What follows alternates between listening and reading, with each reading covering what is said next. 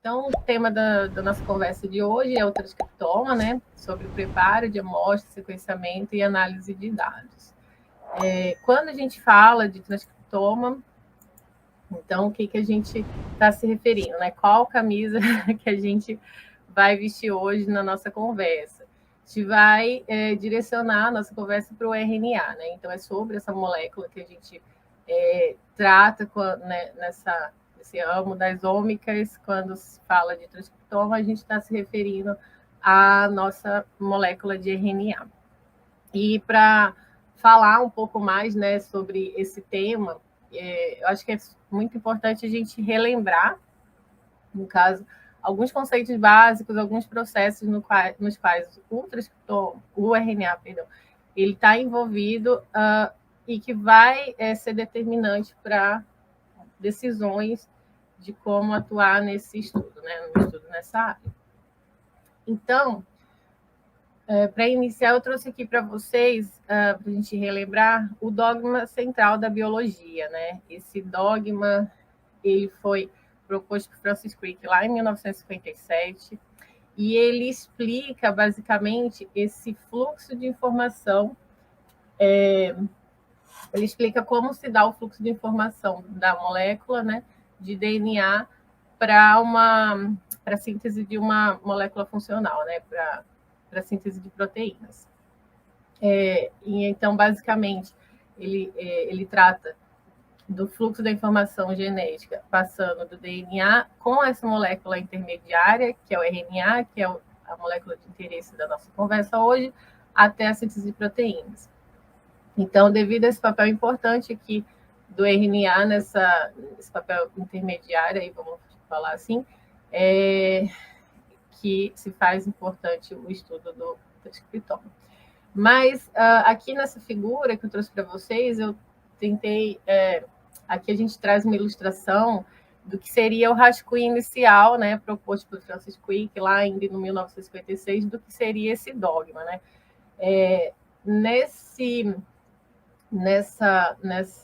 esquema, Francis Crick ele nos fala que a informação, né, do DNA para a síntese de proteínas, ela pode se dar em 4 diferentes vias, né? Esse fluxo de informação ela pode ocorrer, né, de DNA para RNA, de RNA para proteína, entre o DNA e entre o RNA. Na época, no entanto, ele também sugeriu umas 2 outras vias, que foi bastante especulativo, inclusive, contestado, porque não era baseado em evidências científicas, né? Tanto é que aqui a gente tem uma rota, um sentido dele tracejado, que a gente vai discutir melhor mais à frente. E ele também colocava que o inverso ele não ocorria, né? Então, a proteína interferindo no DNA, proteína RNA, proteína com a proteína, né? Aqui a gente já vê esse esquema do dogma central mais completo e dentro do que a gente entende hoje, né? Que mostra aqui, nesse sentido, em vermelho, né? A informação sendo passada a nível de RNA através do processo denominado transcrição. Em seguida, através da tradução dessa molécula de RNA, a gente teria a síntese de uma nova proteína. Aquele processo em que o fluxo da informação passaria de DNA para DNA é chamado de replicação de DNA, que a gente já conhece. Também a replicação da RNA, né, que se dá em vírus de RNA, por exemplo, e essas moléculas têm a capacidade de se replicarem. Ao contrário, também pode existir, né, a síntese do RNA para uma molécula de DNA, que é a conhecida transcrição reversa, realizada pela enzima transcriptase reversa, né, que ocorre no vírus do HIV, por exemplo. E, enfim, em azul claro a gente tem os sentidos menos comuns e vermelho os sentidos mais comuns. É claro que esse esquema ele é bem utilizado, bem conhecido, mas a biologia ela é dinâmica e a gente tem processos funcionais acontecendo a todo momento e nos surpreendendo, né? Então, foram descobertos alguns fenômenos que contestam, né, em certa parte, esse dogma, como, por exemplo, os prions, que são aquelas proteínas que, quando dobradas incorretamente, elas mudam a forma de proteínas normais e, enfim, podendo, no caso aí, como a gente tem o caso da doença da vaca louca, né, podendo causar doenças, né, a formação de uma proteína diferente daquela que seria considerada normal. Então, muitos cientistas já entendem essa modificação na proteína como sendo um processo de replicação proteína a proteína. Isso não está em toda a sua parte confirmado, né, consolidado, como também os processos epigenéticos, em que os processos de expressão gênica, regulação da expressão gênica, ele é controlado, né?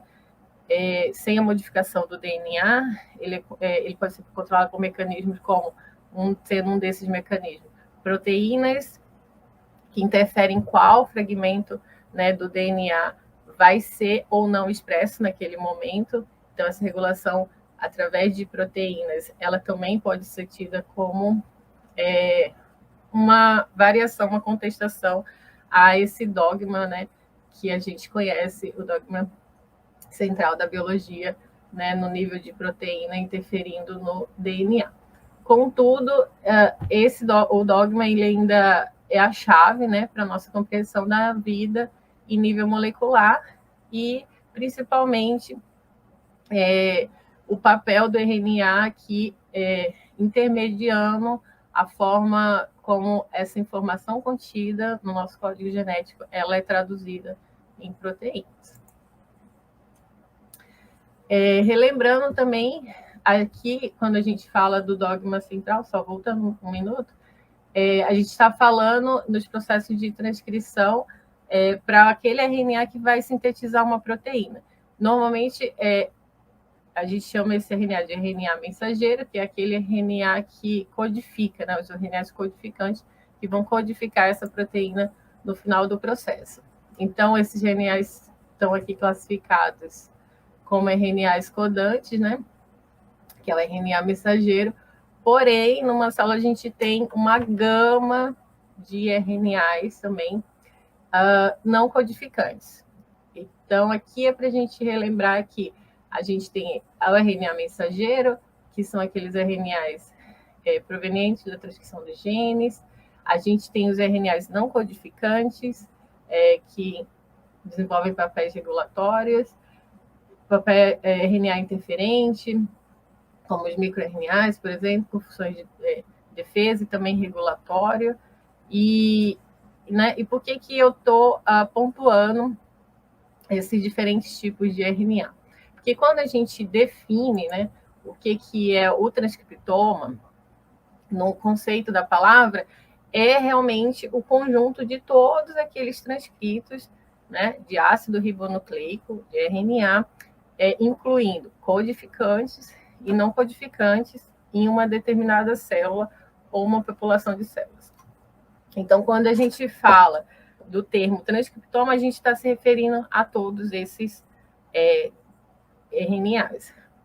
Mas é claro que quando a gente pretende fazer um estudo, na sua grande maioria, um experimento de transcriptoma, a gente está interessado naqueles genes, naqueles transcritos que codificam uma proteína, né?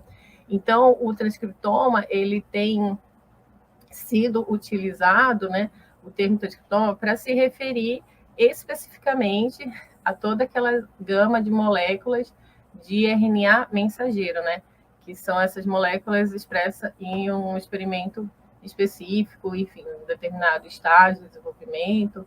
Então, é nesse tipo de molécula que a gente está interessado e que a gente se refere, na sua grande maioria, quando a gente se refere ao estudo de transcriptoma.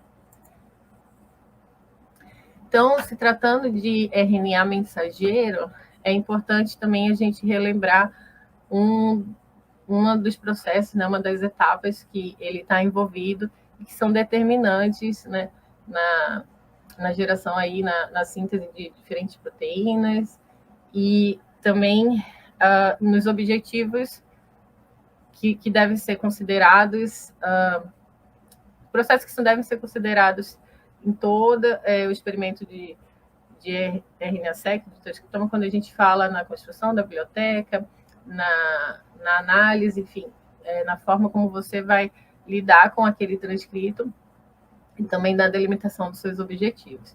Isso porque, né, lembrando aqui uma célula eucariótica, em que em branco a gente tem um núcleo, e em cinza a gente tem o citoplasma, a gente relembra que a estrutura de um gene, né, lá na molécula de DNA, ela é composta por introns e por exons. Essa unidade, ela é transcrita e ela gera, aqui em azul e amarelo, o que a gente chama de transcrito primário, né? Esse RNA primário, ele vai sofrer, então, o processamento de RNA, né? Esse processamento, ele consiste de 3 fases, especificamente. Basicamente, é a adição de um capuz, a gente chama a CAP5, né, que vai proteger a região 5' dessa molécula, protege da degradação posterior dessa molécula de RNA e também auxilia no processo de tradução dessa molécula. E também é adicionado na região 3' uma cauda poliaina. Então, essa região 3' da molécula é poliadenilada, enfim, com funções como também evitar a degradação dessa molécula e estabilizar também quando ela é exportada para o citoplasma. Além disso, e um processo muito importante que a gente tem que ter em mente, quando a gente está falando de transcriptoma, é o processo de splice, né, que consiste na clivagem, né, e retirada dos introns e junção, aqui em azul claro, né, dos exons, que vai formar, então, essa molécula de RNA mensageiro, o seu RNA mensageiro maduro. Quando a gente fala de splice, a gente tem que lembrar também do processo que é conhecido como splice alternativo, porque uma vez que esse splice ele pode se dar de diferentes formas, podendo unir esses exons, ou mesmo unir alguns exons e deixando de fora outros, e gerando moléculas de RNA mensageiro diferentes, a informação que vai ser traduzida também vai ser diferente. Então, basicamente, no splice alternativo, a gente tem a possibilidade de isoformas, né, desse gene, né, proveniente do mesmo gene, e que pode ser gerado proteínas distintas. Lembrando que essa ordem sempre é mantida, né? Então, o RNA ele pode ser, o RNA mensageiro ele pode ser formado pelo exon 1, 2, 3, 4, ou 1, 3, 4, 5, 1, 3, 6, mas a ordem em si ela não é alterada, mas a composição do RNA mensageiro maduro, ela pode sim sofrer essas modificações que, consequentemente, pode gerar uma proteína diferente. Lembrando que para as células procarióticas, o processo de processamento de RNA ele é bem mais simples, basicamente porque o gene ele não possui introns, né? E, enfim, não temos um núcleo e, basicamente, a transcrição ela se dá simultânea ao processo de tradução também. Então, dependendo do organismo que você está trabalhando, é claro que o nível de complexidade é diferente. Então, tendo isso, né, em mente, por que é importante esse entendimento do transcriptoma, como ele é essencial, entender como a expressão gênica ocorre, como esse processo ele, né, se dá no organismo. Ele tem auxiliado no entendimento assim, da expressão gênica diferencial, que é basicamente uma avaliação quantitativa, né, do quanto está sendo transcrito num determinado tratamento de determinada célula, organismo, comparando condições biológicas, estágio de desenvolvimento. Então, é possível a gente ter esse tipo de informação através do entendimento do transcriptoma. A montagem do transcriptoma ela auxilia, né, na construção de perfis das regiões que são transcritas do genoma. Seria o que é chamado de uma avaliação qualitativa, de como se dá essa variação também ao nível de genoma e consequentemente, o transcriptoma que é produzido. Pode ser usado para ajudar a construir melhores modelos de genes e verificá-los usando essa montagem. Aqui, o que a gente acabou de falar, esses diferentes RNAs, né, oriundos de splice alternativo, né, que são as isoformas.